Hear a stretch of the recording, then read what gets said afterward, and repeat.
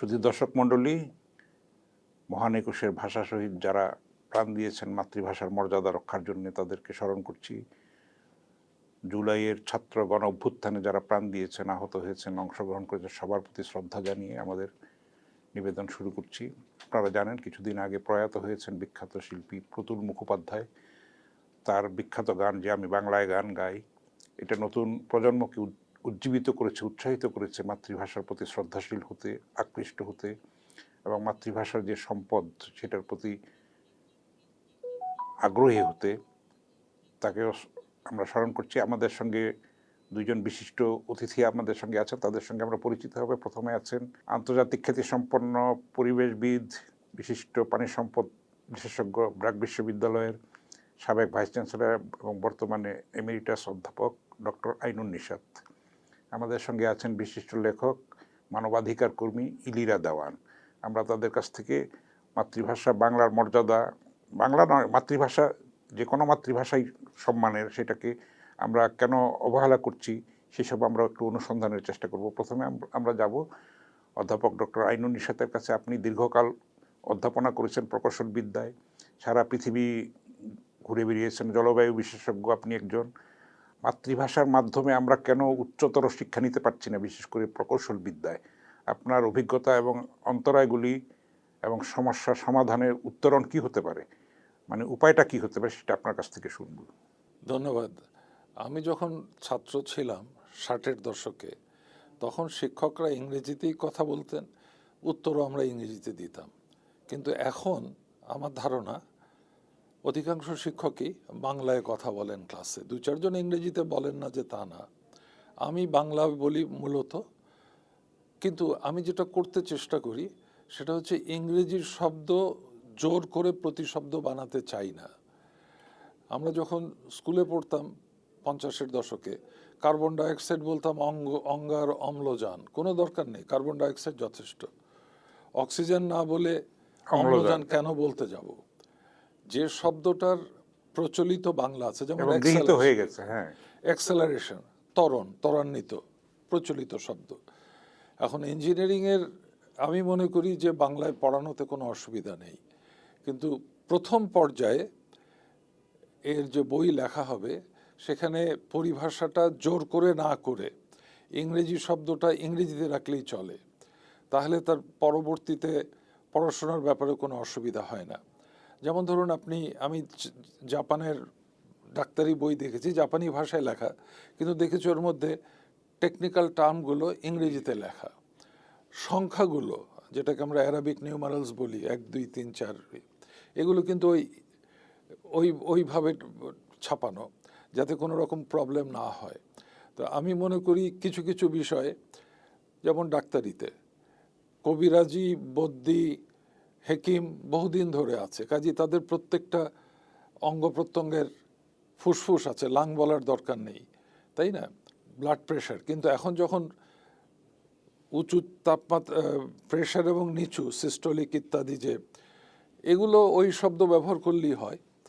আমি মনে করি যে বিদেশি শব্দ যদি আমরা গ্রহণ করি, ভাষা সমৃদ্ধ হতে পারে, কিন্তু প্রচলিত যদি পরিভাষা থেকে থাকে, যেমন আমি ক্লাইমেট চেঞ্জ নিয়ে কাজ করি, জলবায়ু পরিবর্তন বলতে আমার কোনো অসুবিধা নেই, কিন্তু আমি যদি ক্লাইমেট চেঞ্জের যে মিটিগেশন, এটা প্রশমন বললে আমার কাছে খাপ খাচ্ছে না। মিটিগেশন মানে হচ্ছে যে কারণে জলবায়ু পরিবর্তন হচ্ছে, বিশ্বে যে 4টা প্রধান গ্যাস, 6টা গ্যাস actually, carbon dioxide, methane, nitrous oxide ইত্যাদি, এগুলোকে এর উৎপাদনটা কমানো। সো এই মিটিগেশন আর প্রশমনটা হচ্ছে মোর রিলেটেড টু ক্লাইমেট চেঞ্জ। আমি যখন ক্লাসে এখন পড়াই ক্লাইমেট চেঞ্জ নিয়ে, এই বারবার এটাকে ক্ল্যারিফাই করতে হয় যে ক্লাইমেট চেঞ্জের mitigation is not the mitigation of disaster management. So বাংলায় বুঝানো, বাংলায় কথা বলা সহজ, শিক্ষকের পক্ষেও সহজ, ছাত্রের পক্ষেও বোঝা সহজ, এবং আমি আশা করব যে পরবর্তীতে যদি কোনো সময় পরিভাষা করা হয়, মানে আমি যে কথাটার উপরে জোর দিতে চাচ্ছি, জোর করে পরিভাষা করা ঠিক না। ঠিক, আপনি এটা যথার্থই বলেছেন। টেবিলের বাংলা কি করবেন আপনি? এটা তো থিসিসের বাংলা হচ্ছে অভিসন্দর্ভ, এটা বললে তো কেউ বুঝবে না। তাই না? এখন যতটা নেওয়া যায়, আমরা জানি যে ইংরেজি ভাষা নিয়েছে, অনেক ল্যাটিন থেকে নিয়েছে, গ্রিক থেকে নিয়েছে, আমাদেরও শব্দ ভাণ্ডার বাড়াতে হবে। আমরা এখন বিশ্বগ্রামের বাসিন্দা, তাই না? গ্লোবাল ভিলেজে আমরা বাস করি। ফলে একটা সার্বজনীনতা লাগবে, একটা ইউনিভার্সালিটি লাগবে। তো এখন এত বছরেও, স্বাধীন হওয়ার ৫৫ বছরেও কিন্তু আমরা মাতৃভাষার মাধ্যমে উচ্চশিক্ষাটা নিতে পারছি না। এটার মূল প্রধান অন্তরায়টা কি? একটা অন্তরায় হচ্ছে বইয়ের অভাব, এবং যিনি বই লিখতে চান তিনি ওই পরিভাষার মধ্যে সময় আটকে কাটান। দেন। কিন্তু বাংলা ভাষায় ব্যাখ্যা করে টার্মগুলোকে যদি আমি ইংরেজিতে রাখতে পারি, সেটাকে বাংলা অক্ষরেও লিখতে পারি, তাহলে সব সমাধান মিটে যায়। কিছু বই দরকার। আর আমার ধারণা এই মুহূর্তে অধিকাংশ শিক্ষক ক্লাসে বাংলায় কথা বলেন, কাজে এটাকে একটা ফর্মালাইজ করা এটা একটা অর্জন অবশ্যই, কিন্তু মানে আমাদের প্রত্যাশিত পরিমাণে হয় নাই সেটা এখনো পর্যন্ত। হয় নাই। তার কারণটা হচ্ছে টেকনিক্যাল সাবজেক্টে সরকারি বিশ্ববিদ্যালয় বলি আর বেসরকারি বিশ্ববিদ্যালয় বলি, ইংরেজিতে লেকচার দেওয়াটা কম্পালসারি। কাজে টিচার যদি ইংরেজিতে না বলেন, বাংলায় মিক্স করেন, কোনো ছাত্র গিয়ে যদি কমপ্লেন করে, তাহলে টিচারের বিরুদ্ধে সেই অভিযোগ গ্রহণ করা হবে। কাজে প্রাতিষ্ঠানিক কিছু পরিবর্তনের প্রয়োজন আছে, আর কিছু বই তৈরি করতে হবে। এটা খুব কঠিন কাজ না। আমরা এবার একটু ইলিরা দেওয়ানের কাছে যেতে চাই। আমরা তো জানি যে মাতৃভাষার জন্য আমাদের যে যুদ্ধটা হয়েছে, মাতৃভাষা মানে শুধু বাংলাই তো না, আসলে আন্তর্জাতিক মাতৃভাষা দিবস হয়েছে। আমরা যদি দেখি যে ক্ষুদ্র নৃগোষ্ঠীর যে ভাষা, তাদের যে পাঠ্যপুস্তক কিছু হয়েছে এত যুদ্ধ করার পরও, কিন্তু সেখানেও প্রত্যাশিত লক্ষ্যটা আমরা অর্জন করতে পারি না। এইটার অন্তরায়গুলি কি এবং সমাধানের উপায়টা কি, আপনার কি মনে হয়? দেখেন, ধন্যবাদ আপনাকে শুরুতে যে এই বিষয়ে কথা বলার সুযোগ এখানে এসছে। 2010 সালে হচ্ছে জাতীয় শিক্ষানীতিতে কিন্তু হচ্ছে আপনার খুব সম্ভবত 18, 19 এবং 20 ধারায় হচ্ছে মাতৃভাষায় শিক্ষার কথাটা লেখা আছে। এরপর হচ্ছে যে বাঙালি ছাড়া যে ভিন্ন ভিন্ন জাতিসত্তাগুলো রয়েছে, তাদের মাতৃভাষায় মানে শিশুদেরকে হচ্ছে প্রাথমিক শিক্ষা দেওয়ার যে একটা চিন্তা মানে চলছিল, সেটা হচ্ছে 2014 সাল। মানে 2014-তে শুরু হওয়ার কথা থাকলেও এটা শুরু হয়েছিল 2017 সালে। তো যাই হোক, তারপর হচ্ছে মন্দের ভালো হচ্ছে 2017 থেকে।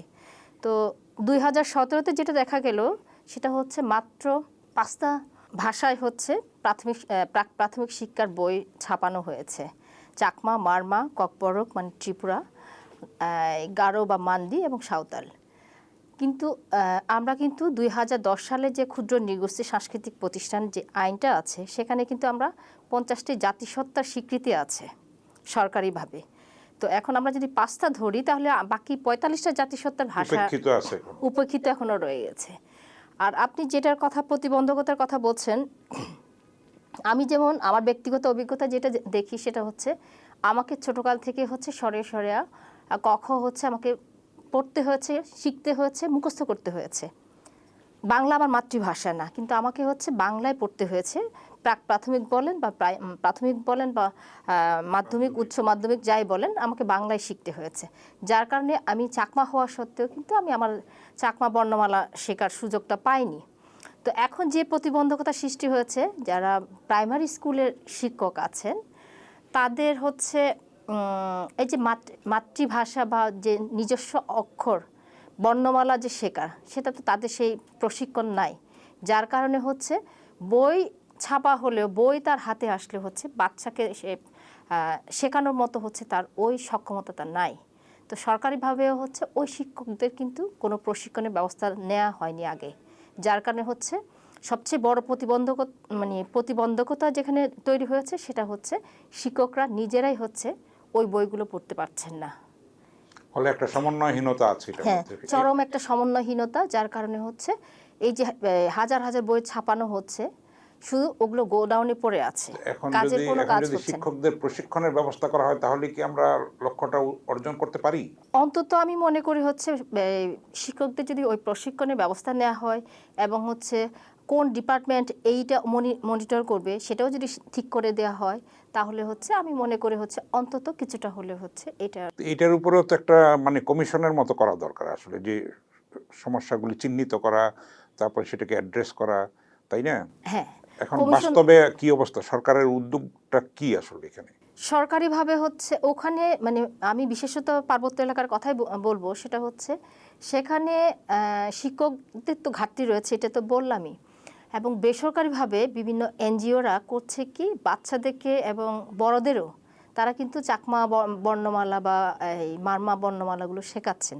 হ্যাঁ, তো এখন যদি হচ্ছে আমি মনে করি সরকারিভাবে যদি এই উদ্যোগটা নেওয়া হয় যে এই যারা শিক্ষক আছেন মানে যে স্কুলগুলোতে হচ্ছে বাচ্চাদেরকে এই প্রাক প্রাথমিক বইগুলো দেওয়া হয়েছে, ওই শিক্ষকদের যদি হচ্ছে এই এনজিওদের মাধ্যমে হচ্ছে প্রশিক্ষণের ব্যবস্থা নেওয়া হয় সরকারিভাবে, বা যারা এই অক্ষর সম্পর্কে বা এই মানে নিজস্ব বর্ণমালা সম্পর্কে অভিজ্ঞ আছেন তাদেরকে যদি হচ্ছে ওইটা কি যেন বলে যে চুক্তিভিত্তিক নিয়োগ দিয়ে হচ্ছে অন্তত কিছুদিন হচ্ছে চালানো হয়, এবং দেখা গেল হচ্ছে বাচ্চাদের সাথে শিক্ষকরাও শিখলো, তখন শিক্ষকরা যদি প্রশিক্ষিত হয় তখন হচ্ছে প্রাথমিকভাবে হয়তো হ্যাঁ, একটু কষ্ট হবে, হ্যাঁ, কিন্তু কষ্ট একটা হবে, হ্যাঁ। সিস্টেমের মধ্যে দাঁড়িয়ে যাবে একসময়। হ্যাঁ, হ্যাঁ, আমি মনে করি এইভাবেই হচ্ছে হয়তো বা একটু এই সমাধান আসা সম্ভব। তো এখন নতুন প্রজন্ম যারা মানে এই নতুন ভাষাটা দেখছে আর কি, হয়তো অনেকে লিখিতভাবে এটা দেখেও নাই আগে, এমনও হতে পারে, তাই না? কিন্তু তাদের প্রতি আগ্রহটা কিরকম দেখা যাচ্ছে? আগ্রহ তো বেশ, মানে শুধুমাত্র সরাসরি না, এখন কিন্তু অনলাইনেও কিন্তু অনেকেই এইসব বর্ণমালা শিখছে। এটা কিন্তু খুবই একটা পজিটিভ একটা দিক। এবং আরেকটা পজিটিভ দিক সেটা হচ্ছে যে আমরা সবাই এখন হচ্ছে ডিজিটাল হয়ে গেলাম, কম্পিউটারে সব লিখি আমরা। চাকমা বর্ণমালাও কিন্তু হচ্ছে আপনার কম্পিউটারে লেখা সম্ভব হচ্ছে, যার কারণে হচ্ছে আমাদের ছেলেরা, আমি ছেলেমেয়েরা বলবো, এবং হচ্ছে বড়রাও কিন্তু হচ্ছে অনলাইনের মাধ্যমে হচ্ছে এই মানে চাকমা বর্ণমালা শিখছেন। এবং তারা, আপনারা তো এগিয়েছেন চাকমারা, কিন্তু এই 5টি ভাষায় হয়েছে, তো বাকি 45 জনের কি হবে? হ্যাঁ, আমি সেই প্রসঙ্গে যেতে চাচ্ছিলাম, সেটা হচ্ছে আমরা সবসময় একটা কথা বলি, যেমন বাংলা নিয়েও হচ্ছে অনেকেই কিন্তু খুব শঙ্কার মধ্যে থাকেন বাংলা হারিয়ে যাবে, কিন্তু এটা আমাদের জানা থাকা দরকার হচ্ছে বাংলা কিন্তু পৃথিবীর 6ম বৃহত্তম ভাষা। প্রায় 30 কোটি মানুষ হ্যাঁ, বিশ্বব্যাপী কথা হ্যাঁ। বলে বাংলা। তো এখন হচ্ছে বাংলা হারিয়ে যাওয়ার কোনো সম্ভাবনা নেই। এবং আমাদের বাংলাদেশে হচ্ছে আন্তর্জাতিক মাতৃভাষা ইনস্টিটিউট হয়েছে। এই ইনস্টিটিউটের কাজ হচ্ছে যেই ভাষাগুলো হচ্ছে মানে বিলুপ্ত সংকটাপন্ন হয়ে যাচ্ছে, বিলুপ্ত হয়ে যাচ্ছে সেগুলো রক্ষা করা। তো এখন যদি আমরা সব কিছু ধরে নিই যে যেই 5টা ভাষায় হচ্ছে যে প্রাথমিক প্রাক প্রাথমিক বই ছাপা হলো, আমি মনে করি হচ্ছে আমাদের এই 5টা জাতিসত্তা কিন্তু সংখ্যাগত দিক থেকে একটু বেশি আছে। কাজেই এখনও হচ্ছে আমরা হয়তো বা বিলুপ্ত হওয়ার পর্যায়ে নেই, কিন্তু যে সমস্ত জাতিসত্তাগুলো রয়েছে সংখ্যায় খুবই কম, তাদের ভাষা হচ্ছে একটা প্রভাবশালী ভাষার কারণে হারিয়ে যাচ্ছে বা মিশে যাচ্ছে, তাদের ভাষা রক্ষার জন্য হচ্ছে বিশেষভাবে উদ্যোগ নেওয়া দরকার। তারা তো বৈষম্যের শিকার অবশ্যই, তাই না? হ্যাঁ, তো আমি মনে করি ওই দিকতে বেশি গুরুত্ব দেওয়া দরকার তাদের দিকে, যে হচ্ছে যে ভাষাগুলো হচ্ছে। এখানে একটা কথা বলে রাখি, এই বান্দরবানের হচ্ছে রেংমিৎসা ভাষা, যেটা হচ্ছে যুক্তরাষ্ট্রের ডেভিড পিটারসন নামে এক ভদ্রলোক, উনি আবিষ্কার করেছেন। এবং 2015 সালে উনি কিন্তু মাত্র 4 জন এই ভাষায় কথা বলে, ব্রো জনগোষ্ঠীর থেকে এই ভাষায় কথা বলে, তাদের নিয়ে কিন্তু উনি একটা প্রেস কনফারেন্সও করেছিলেন। হ্যাঁ, এই যে এই ধরনের ভাষাগুলো মাত্র 4 জন, আমি জানি না যে এরই মধ্যে এই 4 জনের মধ্যে সকলে বেঁচে আছেন কিনা। তো এই সমস্ত ভাষার কিন্তু লুপ্ত উদ্যোগ হয়ে নিতে যাবে হবে। এরকম হ্যাঁ, আশঙ্কাটা আছে। তো আরেকটা মানে খুবই আশঙ্কার বিষয়, সেটা হচ্ছে এই যে রেংমিৎসা ভাষাটা যে উদ্ধার করা হলো বা মানে তাকে খুঁজে পাওয়া গেল, এই ভাষার কৃতিত্ব কিন্তু আবার হচ্ছে আন্তর্জাতিক মাতৃভাষা ইনস্টিটিউট নিতে তাহলে চাচ্ছে। কিছুটা কাজ অন্তত আমরা পাচ্ছি তাদের কাছ থেকে। না, সেটা হচ্ছে আরেকজন এটা আবিষ্কার করেছে, কিন্তু হচ্ছে এটা তো হচ্ছে আন্তর্জাতিক মাতৃভাষার মাতৃভাষা ইনস্টিটিউটের কাজ হচ্ছে সেটাকে হচ্ছে টিকিয়ে রাখা। এখানে হচ্ছে আমরা এই ভাষাটা আবিষ্কার করেছে, এই কৃতিত্ব নেওয়ার চাইতে হচ্ছে ওই ভাষাটা টিকিয়ে রাখার দায়িত্ব হচ্ছে ইনস্টিটিউটের। যাক, আমি আমরা সেটা মনে আশা করি যে তারা তাদের দায়িত্বের ব্যাপারে আরো সচেতন হবে এবং ইতিবাচক একটা ভূমিকা পালন করবে, আমরা আশা করব। আমরা অধ্যাপক আইনুন নিশাতের কাছে আবার আসতে চাই। তো এখন আপনি যে এত বিশ্ব পরিভ্রমণ করেছেন, জলবায়ু পরিবর্তন নিয়ে কাজ করছেন, আন্তর্জাতিক পরিবেশ বিজ্ঞান নিয়ে কাজ করছেন, বাংলাদেশের সংকট নিয়ে কাজ করছেন, তো সেই ক্ষেত্রে এটা তো একটা জটিল নতুন বিষয়, সেখানে মাতৃভাষায় চর্চাটার ক্ষেত্রটা কীরকম? ধন্যবাদ। আমি সম্পাদকের কাছে কিছু নিবেদন করতে চাই। নিবেদনটা হচ্ছে আপনাদের খবরের কাগজ বিরাট ভূমিকা রাখে ভাষার প্রচারে। এখন একটা জিনিস দেখি যে এর পরিভাষার ক্ষেত্রে কিংবা টেকনিক্যাল টার্মটা ব্যবহারের ক্ষেত্রে সিরিয়াসলি নেওয়া হয় না, এবং যাতে প্রচুর জটিলতার সৃষ্টি হয়। টার্মটা যদি অরিজিনাল যেখান থেকে এসছে সেটা থেকে নিতে পারি, অ্যাডাপ্ট করতে পারি, তাহলে খুব সহজ। যেমন ছোট উদাহরণ দিয়ে, আপনি একটু আগে কমিশন শব্দটা ব্যবহার করেছেন। আমি মনে করি কমিশন শব্দটার পরিবর্তে, সরি আপনাকে উপদেশ দেওয়ার সাহস আমার নেই, কিন্তু আপনি যদি টাস্ক ফোর্স ব্যবহার করতেন তাহলে অনেক ভালো। কমিশন হচ্ছে একটা জিনিস সম্পর্কে নতুন চিন্তা ভাবনা করে একটা গাইডলাইন, একটা পরামর্শ তৈরি করা, তারপরে সেটাকে বাস্তবায়নের জন্য অনেক খড়কাঠ পোড়াতে হবে ইত্যাদি। কিন্তু টাস্ক ফোর্স মানে হচ্ছে এই সমস্যাটা আমি সমাধান করতে চাই, দ্রুত বিচার ট্রাইব্যুনালের মতো সর্ট অফ। তার থেকেও শক্তিশালী টাস্ক ফোর্স। ওনার 5টা ভাষায় অ্যালফাবেট আছে, অন্যগুলোতে নেই। সেটার ব্যাপারে কি করা যেতে পারে, এই 5টা যেটাতে আছে সেটার প্রচারের জন্য কি করা যেতে পারে। এবং ভাষা শিক্ষা কিন্তু সারা দুনিয়াতে এনকারেজ করা হয়। আমেরিকার একটা ছেলে, ব্রিটেনের একটা ছেলে, সে তো ইংরেজি পড়ছে, স্প্যানিশ পড়ছে, ফ্রেঞ্চ পড়লে পড়তে পারে, তাই না? আরও ভাষার জার্মান পড়লেও পড়তে পারে। হাই স্কুল থেকে ইউনিভার্সিটি যাওয়ার আগে সে 3-4টা ভাষায় যারা ভালো তারা পারদর্শী হয়ে যায়। বিভ্রাটের কারণ আমি আপনাদের বলি। যেমন ধরেন আমি পানি নিয়ে কাজ করি, আপনারা একটা শব্দ বাঁধ ব্যবহার করে অনেক কিছু বুঝান, কিন্তু মানে আলাদা। কদিন আগে যে কুমিল্লাতে বন্যা হলো, বলা হলো যে বাঁধের গেট খুলে দিয়েছে। আমি যখন বলেছি ভাই বাঁধের গেট কোথায়, গেট হয় না, তখন যে আমাকে গালাগালি করা হলো যে তুমি ঠিক মতো বলছো না। কিন্তু শব্দটা হচ্ছে, একটা হচ্ছে ড্যাম, কাপ্তাইতে ড্যাম আছে, আটকে রাবার দিয়ে ড্যামও আমি, আছে। না রাবার ড্যাম তো আরো ছোট, রাবার ড্যামটা অতটা ক্ষতিকর না, কিন্তু আমি ব্যক্তিগতভাবে রাবার ড্যামের বিরোধী, সেটা পরে ব্যাখ্যা করব হয়তো। ড্যাম তৈরি করে বিরাট একটা জলাধার তৈরি করলাম, বর্ষার পানিটা আটকে রাখলাম, নিচে বন্যা নিয়ন্ত্রণ হলো, সেচের জন্য পানি পাওয়া গেল, ইত্যাদি ইত্যাদি। তাহলে এটা হচ্ছে ড্যাম, নদীর আড়াআড়ি। আরেকটা হচ্ছে ব্যারাজ, এটাও নদীর আড়াআড়ি, কিন্তু এটা কোনো জলাধার সৃষ্টি করে না, শুধু পানির উচ্চতা বাড়ায়। আর আরেকটা শব্দ আছে যেটার কারেক্ট শব্দ হচ্ছে, ড্যামের বাংলা হচ্ছে ডয়জফলা আকার ম, ব্যারাজের বাংলা, তাই না, ব্যারাজ। আর এম্ব্যাঙ্কমেন্ট, লিভি, ডাইক, পোল্ডার, বান্ড, এটার বাংলা বাঁধ, ঠিক আছে, এটা নদীর সমান্তরাল, এটা পানিটাকে উপচে পড়ার থেকে আটকায়। এখন ব্রিটিশরা বলে এম্ব্যাঙ্কমেন্ট, জার্মানরা বলে ডাইক, আমরা রাস্তা টাস্তার ক্ষেত্রে কিছু কিছু ক্ষেত্রে ডাইক ব্যবহার করি, ফরাসিরা বলে লিভি, আমরাও ব্যবহার করি। আমরা বাংলাদেশে ডাইকটা ব্যবহার করি সমুদ্রের পাড়ে, এটা আমাদের করে নিয়েছে। পোল্ডার হচ্ছে ওলন্দাজ শব্দ, ডাচদের শব্দ। ওরা এম্ব্যাঙ্কমেন্ট, লিভি, ডাইক সবই হচ্ছে ওদের কাছে পোল্ডার। আমরা এটার বাংলাদেশি সংস্করণ বের করেছি। একটা এলাকা ঘিরে রাখলে তখন হচ্ছে পোল্ডার, ঠিক আছে? তো পোল্ডার তো লিখতে অসুবিধা নেই, যদিও এটাকে বেড়িবাঁধ হিসাবে ব্যবহার করা হয়, কিন্তু এর সাথে আছে রেগুলেটর, স্লুইস। এই যে 6-7টা শব্দ, সবগুলো হচ্ছে বাংলা বাঁধ।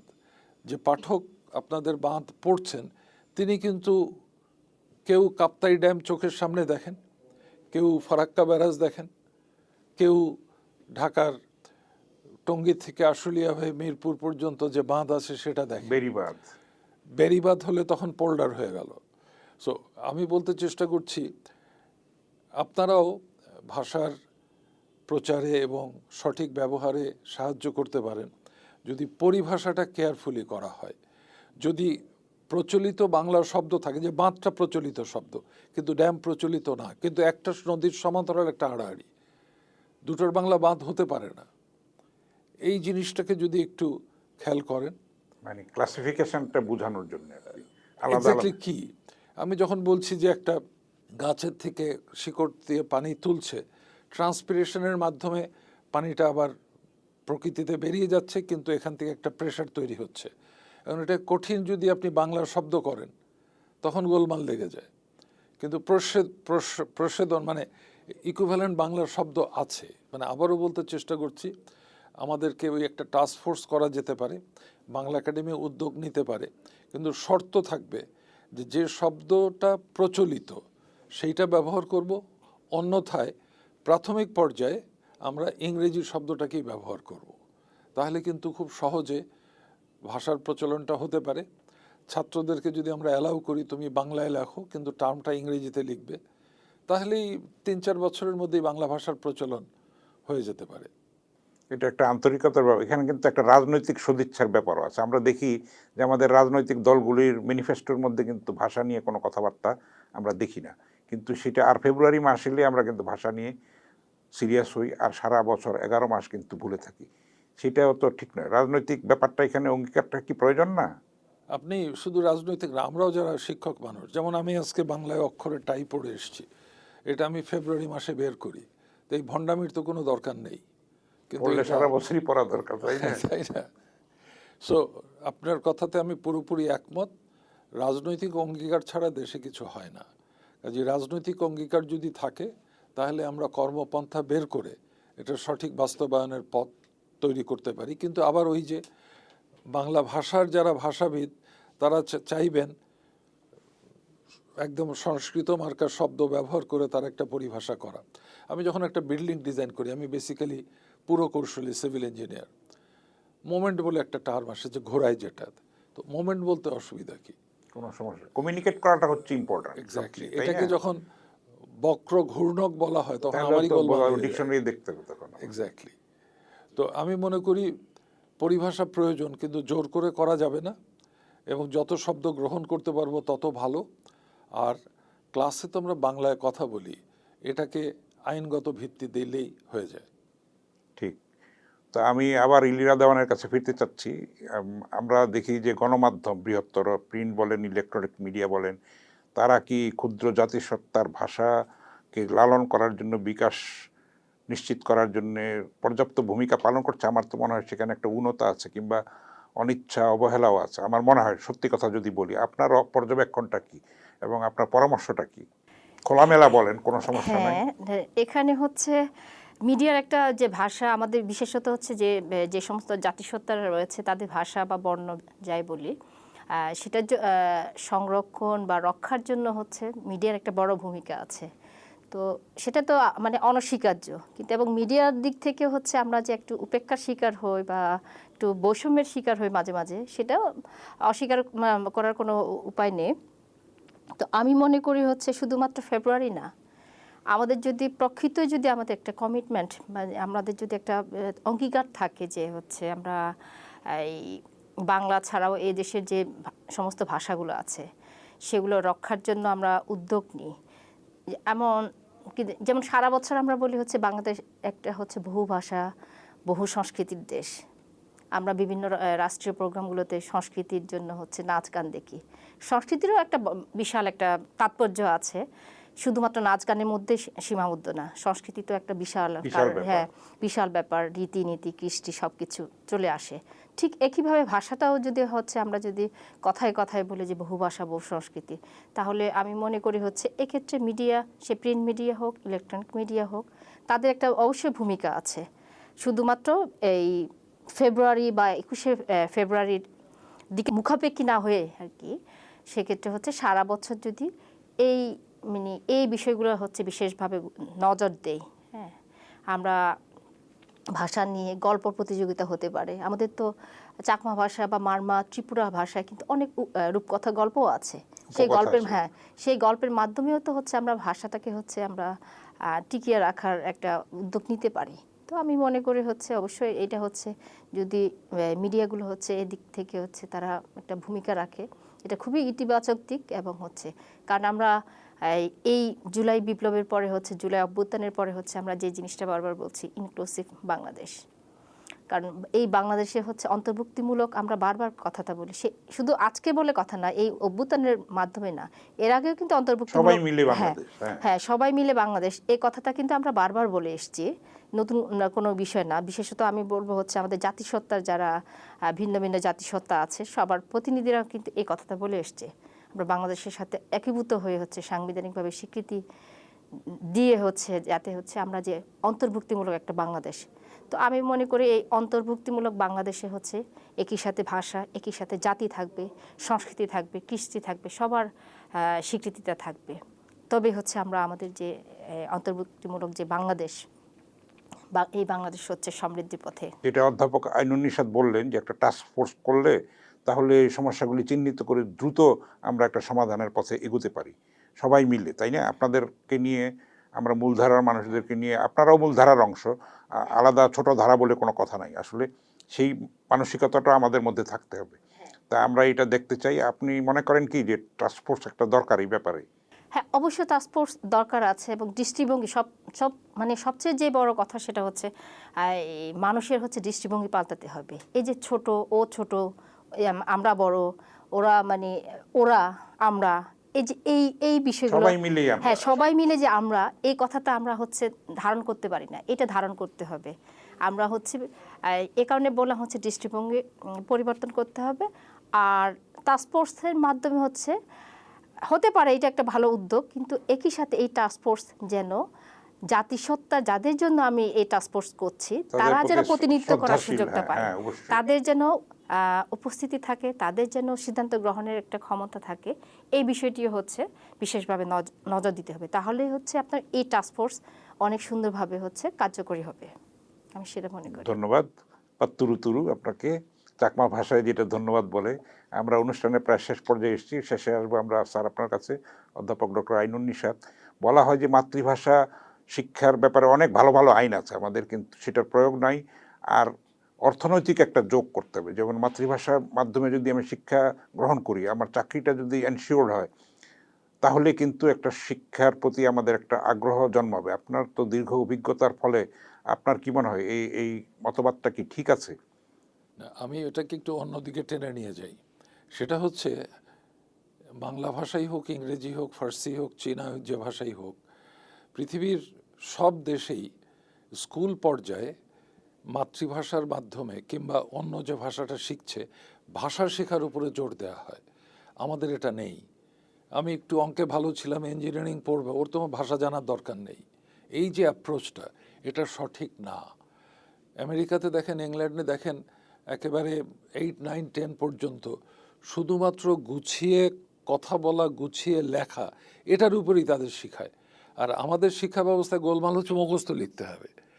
যে শিক্ষক রচনা লিখতে দিয়েছেন, তিনি রচনার প্রথম 2 লাইন পড়ে সিদ্ধান্ত নেন 10-এর মধ্যে কত দেবেন, কারণ কোনটা মুখস্থ করার সিদ্ধান্ত, কোনটা আমি লিখেছি। আমি যদি নিজের ভাষায় লিখতে পারি তাহলেই তো হলো। কাজে নিজের ভাষায় গুছিয়ে লেখার ক্ষমতাটা আমাদের নেই। আমি প্রকৌশল শিক্ষার শিক্ষক, অবশ্য বিভিন্ন জায়গায় পড়াই, বিভিন্ন ট্রেনিং প্রোগ্রামে লেকচার দিয়ে বেড়াই। এইটাই লক্ষ্য করেছি, যখন কাউকে কোনো প্রশ্ন করি, সে গুছিয়ে বাংলায়ও বলতে পারে না, ইংরেজি তো দূরের কথা, সেটা আরেকটা ভাষা। কিন্তু অনেকগুলো ভাষা শেখাটাকে এনকারেজ করা হয় পৃথিবীর সমস্ত জায়গায়। যত ভাষা উপরে দখল থাকবে, তত গুছিয়ে কথা বলতে পারবে, তার অনুভূতিটা প্রকাশ করতে পারবে। এইটা আমাদের এখানে মিসিং। আমরা বাংলা মুখস্থ করা স্কুলে শিখি না, আর আমাদের পড়ানো হয় 2 পেপার বাংলা, 2 পেপার ইংরেজি, দুটোরই সাহিত্যের উপরে নজর দেওয়া হয়। আপনি নামকরা সাহিত্যিক, কবি মানুষ, আপনার সাথে তর্ক করছি না, কিন্তু কথা হচ্ছে ভাষাটা তো শিখতে হবে, তার গ্রামারটা শিখতে হবে, ভোকাবুলারি, ফাউন্ডেশনটা, শব্দ চয়নের ক্ষমতা থাকতে হবে। কাজেই ভাষার চর্চার শেখারও কিন্তু আমাদের সে সুযোগ নেই। আর ছাত্রকে যদি পরীক্ষার খাতায় বাংলায় লিখতে দেন, আমি বুয়েটে দিতাম, কিন্তু বিভাগীয় প্রধানের বকা শুনেছি যে আইন অনুযায়ী সে বাংলায় লিখতে পারে না। আমার কথা হচ্ছে, আমি হাইড্রোলজি পড়াচ্ছি, পানি বিজ্ঞান, ও যে ভাষাতে পারুক লিখুক। বুঝতে পেরেছে কিনা সেটা আমার দেখতে হবে। ও বুঝতে পেরেছে, আমি ও বুঝতে পেরেছি কিনা এইটা বুঝতে পেরেছি। এই জিনিসটা কিন্তু আমাদের অত্যন্ত অভাব। আজকে ভাষার মাসে আমি সার্বিকভাবেই বলছি যে ভাষা শেখাটা শিক্ষার একটা অন্যতম এলিমেন্ট হওয়া উচিত, এবং গুছিয়ে লিখতে পারা শুদ্ধভাবে, এটা আমাদের নেই। শেষ প্রশ্নটা করতে চাই, সেটা হলো যে এখন কি নতুন প্রজন্ম যারা আসছে শিশুদেরকে আমরা কি অভিভাবক হিসেবে, শিক্ষক হিসেবে তাদের মধ্যে ভাষাপ্রীতি জন্মানোর ক্ষেত্রে আমরা কি ব্যর্থ হচ্ছি? মানে সত্যিকারের ভাবেই তো আমরা তাদেরকে সেভাবে উজ্জীবিত অনুপ্রাণিত করতে পারছি না। আপনার কি মনে হয় সেটা?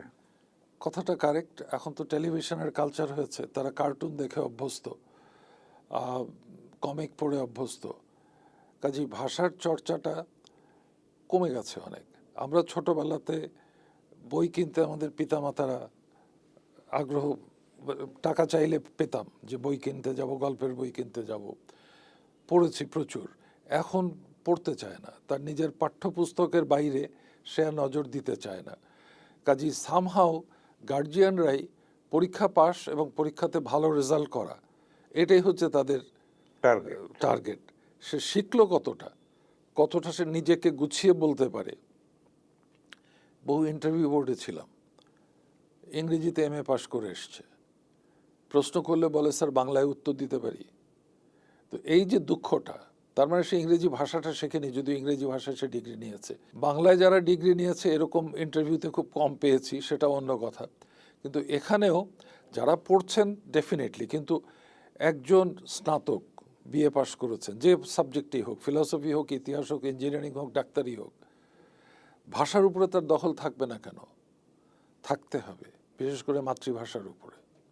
এটার জন্যে স্কুল কলেজে পড়ানোর অভ্যাস, সেকেন্ড পেপার যেটা হয়, যে বাইরের বই পড়ানো, দেশে 2-4টা প্রতিষ্ঠান আছে যেখানে বই পড়ানোর ব্যাপারে উৎসাহিত করা হয়, কিন্তু বিদেশে ক্লাস 7, 8, 9, 10-এর একটা ছেলে ছুটিতে সে যখন 6 সপ্তাহ 8 সপ্তাহের জন্য বাড়িতে যাচ্ছে, টিচার তাকে 8টা বই 6টা বইয়ের অ্যাসাইনমেন্ট দিয়ে দিচ্ছে, এই বইগুলো পড়ে অমুক অমুক ক্যারেক্টার সম্পর্কে তুমি আমাদের সাথে ক্লাসে আলাপ করবে। কাজেই এই যে জ্ঞান আহরণের যে চর্চা, এটাও নেই। অবশ্যই ভাষাটাকে শক্ত করা, দখলটা বাড়ানো, এটারও চর্চা আমাদের দেশে প্রায় নেই বললেই চলে। যা হোক, এখন আমাদের সারাচ্ছার হচ্ছে যে আমরা যেন ভাষার প্রতি আরও শ্রদ্ধাশীল হই এবং নতুন প্রজন্মকে আমরা সেইভাবে তাদেরকে উদ্বুদ্ধ করি, প্রাণিত করি। আপনাদের অনেক ধন্যবাদ অধ্যাপক ডক্টর আইনুন নিশাত, ইলিরা দেওয়ান, আপনাদেরকে ধন্যবাদ। দর্শক মণ্ডলী, আপনাদেরকে ধন্যবাদ। ভাষা শহীদরা অমর হোক। আমাদের মাতৃভাষা এবং মাতৃভাষার মাধ্যমে শিক্ষার ব্যাপারে আমরা যেন যত্নবান হই, সেই ব্যাপারেই আমাদের গুরুত্ব আরোপ করতে হবে। তাহলেই কিন্তু আমাদের শহীদের আত্মদান সার্থক হবে। আপনাদেরকে অনেক ধন্যবাদ।